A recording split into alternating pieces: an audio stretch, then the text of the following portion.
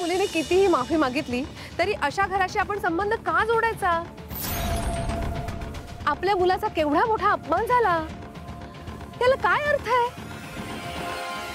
त्या घरची मुलगी आपल्या घरची सून होऊ शकत नाही. एक्झॅक्टली, बरोबर बोलतेस तू काकू.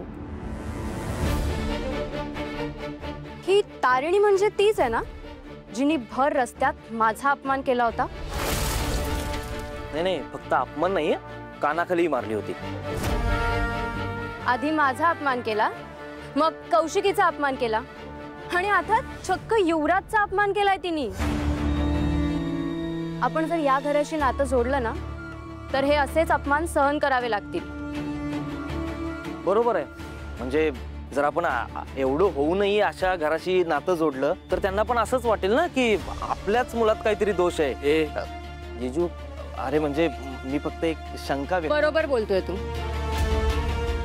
त्यापेक्षा आपण आहे ना खांडेकरांच्या स्टेटसला शोभेल अशी एखादी हायली क्वालिफाईड आणि सुंदर मुलगी बघायला हवी. आणि खांडेकरांचा मुलगा आहे म्हटल्यावर हजारो मुली तयार होतील. ईशा, निशी सुंदरही आहे आणि क्वालिफाईडही आहे. आणि राहिला प्रश्न स्टेटसचा, तर निशी युवराजच्या बाजूने सगळ्यांशी भांडली. तिने सगळ्यांसमोर युवराजची बाजू घेतली. इनफॅक्ट ती तिच्या बहिणीशी चक्क भांडली फक्त आपल्या युवराजसाठी. हे संस्कार नाही आहेत का? अँड संस्कार डिफाईन स्टेटस, राईट ईशा? आणि तसंही लग्न झाल्यानंतर आपल्या कोणाचाही तारिणीशी अजिबात संबंध येणार नाही. So I think it's okay. म्हणजे तोपर्यंत तिने केलेले सगळे अपमान आपण सहन करत राहायचे नाही?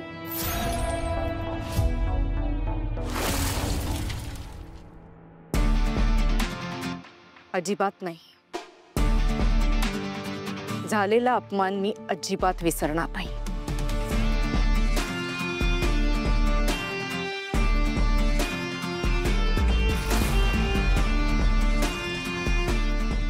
माझ्या कुटुंबाचा मान माझ्यासाठी सगळ्यात जास्त महत्त्वाचा आहे.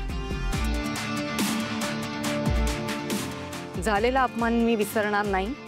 ना मी युवराजचा अपमान विसरले ना तुझा. झालेल्या अपमानाची माफी तर तिला मागावीच लागेल, आणि ते सुद्धा साखरपुडा होण्याच्या आधी. पण हा साखरपुडा होणार. आपण सगळे तयारीला लागूया का?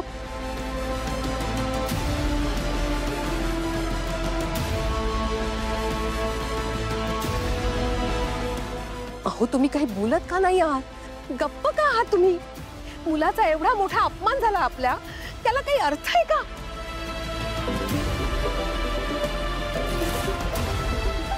अगं काकू, असं काय करतेस? ऐकलं नाहीस का तू? राणी सरकार निर्णय देऊन गेल्या, पण आता आपण फक्त आदेशाचं पालन करायचं. चल चल, लाडक्या लेकाच्या साखरपुड्याची तयारी कर. Come on. All the best bro, all the best.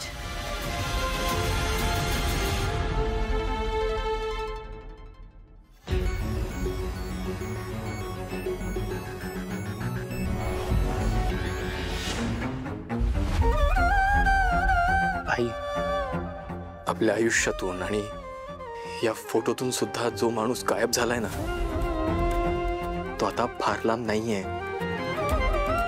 मला ती वाटायचं की मी त्याला कुठे शोधणार, पण माझं नशीब बघ, मी त्याला याच शहरात पाहिलं.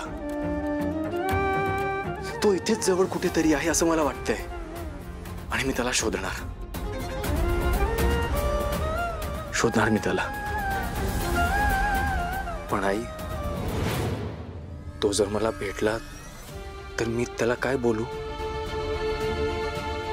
काय हाक मारू मी त्याला? बाबा? अहो, काय आहे? काय म्हणू मी याला? हट्ट की लाचारी? पद्मिनी, मग काय? गप्प का आहात तुम्ही? अहो, आपल्या मुलाच्या भल्याचा विचार का नाही करत आहात? कशासाठी चाललंय हे सगळं? अहो तुमचा एक शब्द आपल्या मुलाचं भविष्य बदलू शकतो. अहो आपल्या मुलासाठी चांगल्या चांगल्या घरातल्या मुलींची रांग लागेल, रांग. त्या दरिद्री लोकांच्या घराशी संबंध जोडायचा हट्ट काय तुमचा? पद्मिनी, जरा जरा राग आवर तुझा आणि शांत डोक्याने विचार कर. निशी आपल्या युवराजसाठी अगदी योग्य मुलगी आहे. त्यामुळे इतकं छान जमून आलेलं नातं असं तोडण्याची घाई नको करायला आपण. आत्ताच ती निशी एका मोठ्या संकटातनं बाहेर आली आहे. आपण जर असा तडकाफडकी तिला नकार कळवला तर त्याचा काय परिणाम होईल तिच्यावर? राहता राहायला प्रश्न त्या तारिणीचा. एकदा निशी लग्न होऊन आपल्या घरी आली की तिचा आणि आपला काय संबंध आहे का काही? समजतंय मी काय बोलतोय ते? आणा, वाजत गाजत आणा तिला. पण माझ्या आयुष्यात मला जी लोक नको आहेत ना, त्यांच्या आठवणी सुद्धा टिकू देत नाही मी.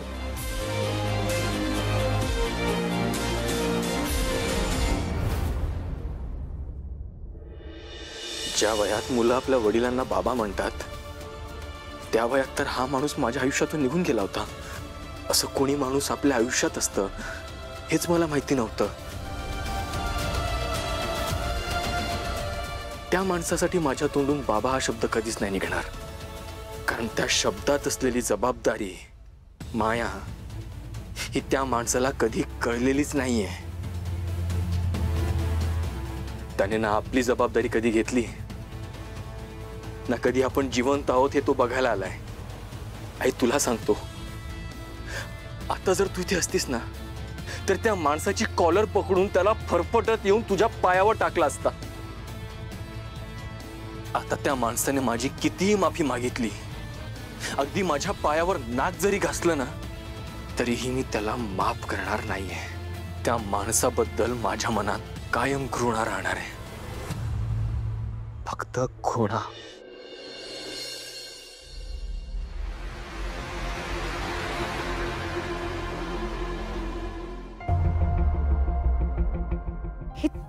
ताई, हे सगळं किती भारी आहे ग. खरंच खूप मस्त आहे. पण हे घालायचा तुला चान्सच मिळाला नाही तर? म्हणजे तारिणीने माफीच मागितली नाही तर? निशी, हे घे तुझा नाश्ता आणि ज्यूस. हा, पिऊन घे. फेकून दे तुझं ज्यूस, मला नकोय. निशी, मी समजू शकते तू आत्ता रागवली आहेस माझ्यावर, पण मी जे काही केलं ना ते तुझ्या भल्यासाठीच केलंय अगं. प्लीज तू असा गैरसमज नको करून घेऊस. तो खरंच चांगला मुलगा नाहीये. काय समजू शकते तू? हा, जळतेस ना माझ्यावर. माझं सूप पकवत नाही तुला, म्हणून माझं लग्न मुडण्यासाठी हा सगळा तमाशा केलास तू. निशी, बोल ना. निशी मला बोल. बहीण आहे म्हणून मिरवतेस आणि बहिणीशी असं वागतेस. निशी, मला लागतंय.